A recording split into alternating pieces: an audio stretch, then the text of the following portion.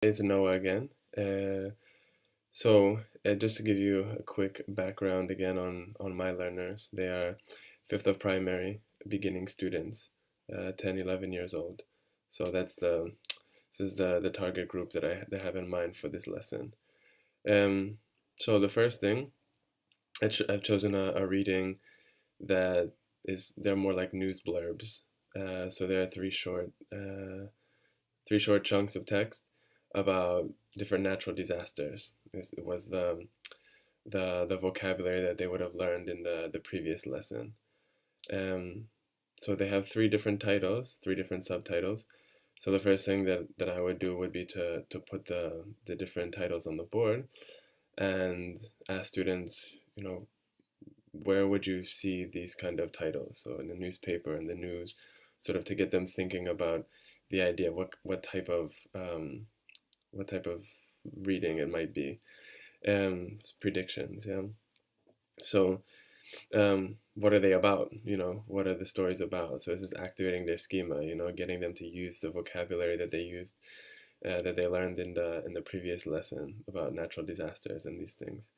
And then sort of putting those three subtitles in bubbles, and then have students generate vocabulary that they think collocates with the topics.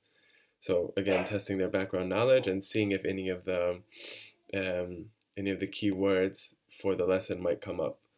Um, the next step would be to board the keywords. I've chosen nonstop, affected, residential, temporary, searching, missing, occurred, recovering, struck, received, and saved.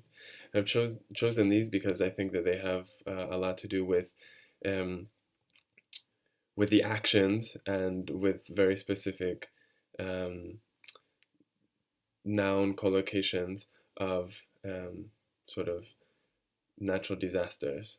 So I think that they can use them very easily and understand them through the text, and they make a lot of sense, but they're not necessarily actions and nouns that they would come into contact with in normal readings or normal lessons. So I think they're definitely key for this. So quickly going through it, um, I'd have the students listen to the text. Maybe I would read it, or I'd find a recording CD of the text so that they could hear it first. Um, so the idea is that they would have put the keywords first on flashcards, so that as they hear the the text, they order the flashcards. Cox had mentioned this as a nice activity for listening for vocabulary. Um, so listen twice, making sure the students have a good idea of the text and getting the flashcards into good order. Then I'd actually give them the text. Yeah. So then the students would read the text, and in the text they would underline the keywords on their own.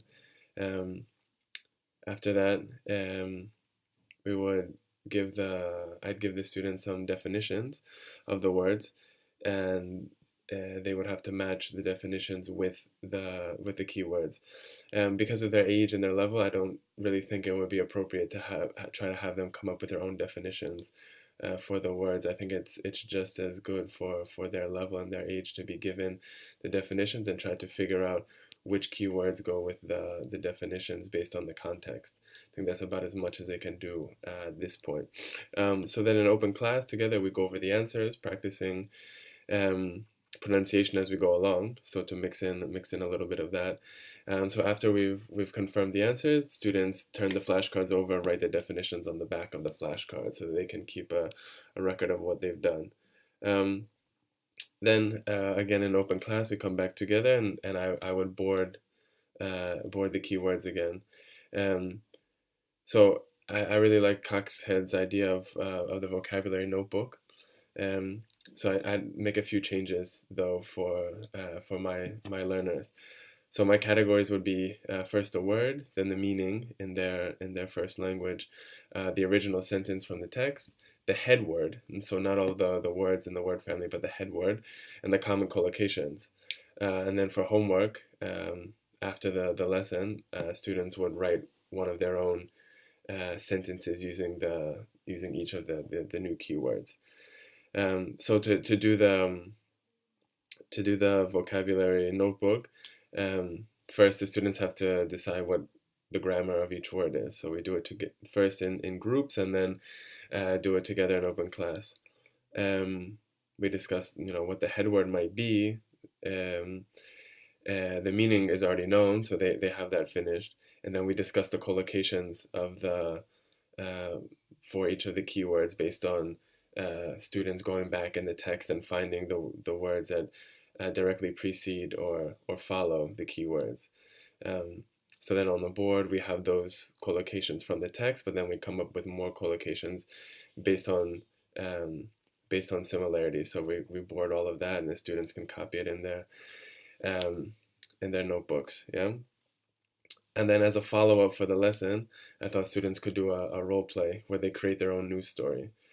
So the idea is to use the keywords from the text to create their own news story about a natural disaster, where they can really put to good use the keywords and be creative. So I put the students into small groups. They'd write a script and perform it. Um, so I'd record the skits. I'd take notes during the performances on like the recurring problems or these kind of teachable bits that I could bring to their attention afterwards. The other students would just be watching their classmates in the skits, and then after they finished, we could watch the recordings. So while the students are watching the recordings, they could keep track of all the keywords that their classmates are saying.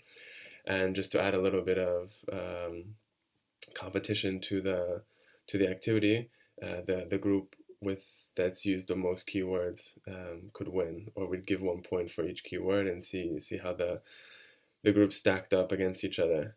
And then I would go over the mistakes with all of the class, figuring out, you know, bringing their attention to certain things that I think are important, and have the students go back, practice more, fix their mistakes, and then have them do the performance, but not for their class again, but for a different class. Coxhead talks about sort of changing the environment, so you don't have this, you don't keep doing the same activity in the same environment. Um, so that's my vocabulary lesson, and I hope you enjoy it.